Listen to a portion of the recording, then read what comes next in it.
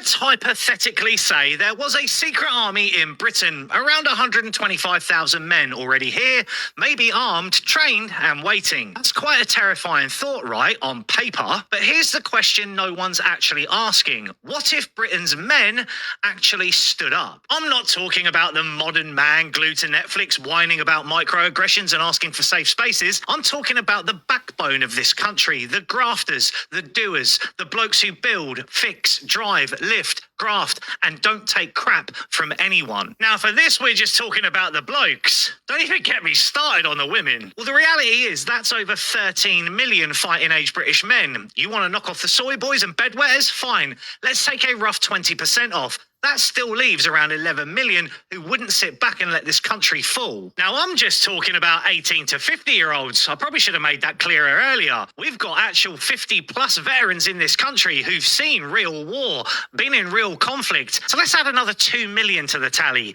That's now 13 million, and some of them are hardened fighters. Let's take a look at the so-called invaders, 125,000 strong. That's a lot. But it's less than 1% of the force they'd actually be up against. You think you can take this island with 125,000? You'd be facing a nation with centuries of military legacy, a culture that's bred scrappers, soldiers, engineers, and resistance fighters. This is the country that held the line alone against Hitler, the country that turned civilians into the Home Guard, that turned farmers into fire watchers, that taught every schoolboy how to dig, ration, and defend. We've got veterans in every single town, tough lads who've served in Iraq, Afghanistan, the Falklands, Bosnia, you name it. We've got ex-firearms officers, retired squaddies, countryside shooters, and dads who just don't quit. And one thing's for sure, they're proud of their flag. So let's say you try invading Britain from within. You're not just fighting an army, you're waking a nation.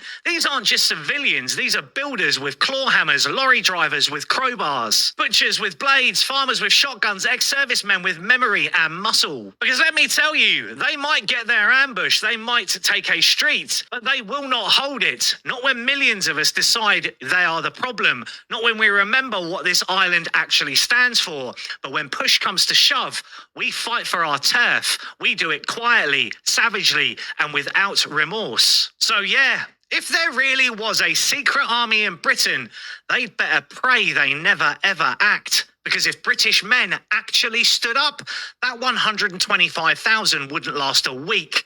Not against 11 million lions who've had enough. And again, this is just a fictional, hypothetical situation. No one would be actually stupid enough to try it, would they? And imagine what they'd do to the people that instigated it. Let's hypothetically say there was a secret army in Britain around